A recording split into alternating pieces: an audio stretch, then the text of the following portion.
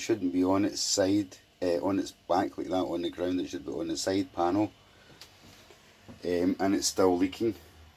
And then over here we have the compressor unit for the fridge freezer, which originally the compressor was on top here, on top of the fridge, where I wanted it to remain.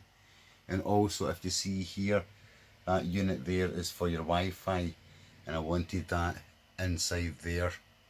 Now down here you're going to have all these wires coming down to the main control panels to do with the boiler, the power supply to the van, the charge of the battery, switching off your gas, and your inverter.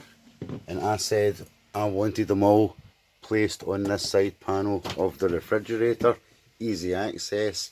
Yes, I'm going to have overhead cabins here, but it's not going to impede on any of the components. I was told no, you don't want to do that,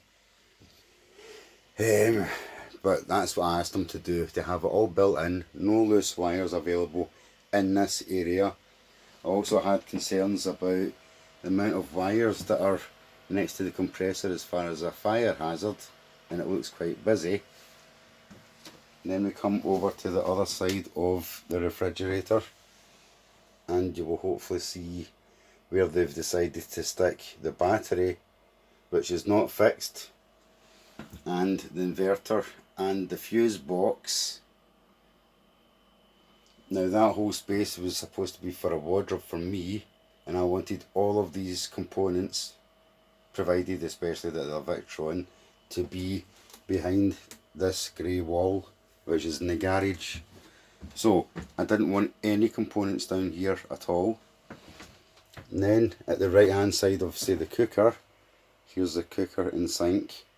On that wall there you see two sockets, and I did ask for them to be left like that, because that would be panelled, and that's where the television is going. So I wanted down here,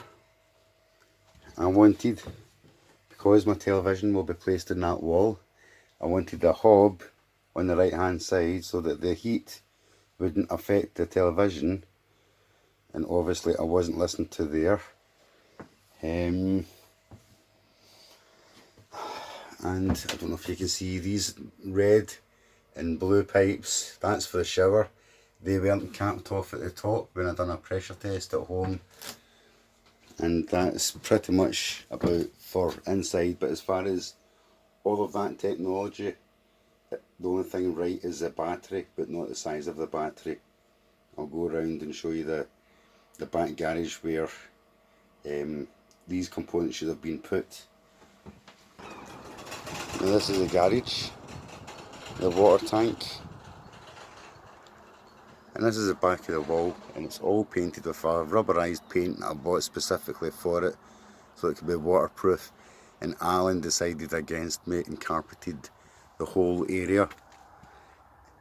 It might look nice, but it's going to get oily, it's going to get dirty and smelly, so I have to take that off at some point. So up here on the left hand side would have been a perfect place for the battery, for all the electronics out of the way. And then down here there's a stopcock that wasn't there before. I asked to get that put in after nearly flooding the van. Also, you can see there in the right hand side that small monitor with loose wires. That's for my reversing camera for the van, but I specifically asked and we agreed on the visor type that goes up there with the video inserted there, and the actual camera that comes out of the back lens is a factory fitted camera in that lens.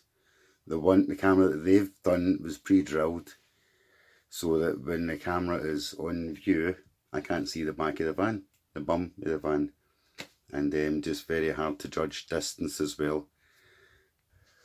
So I hope that kind of gives you a rough idea of this mess of wires. Compressor looks far too busy, and the boiler is still leaking. Yep. And the battery, that battery there only lasts 36 hours as opposed to say 100 hours, for example. So that's all I can say about the van.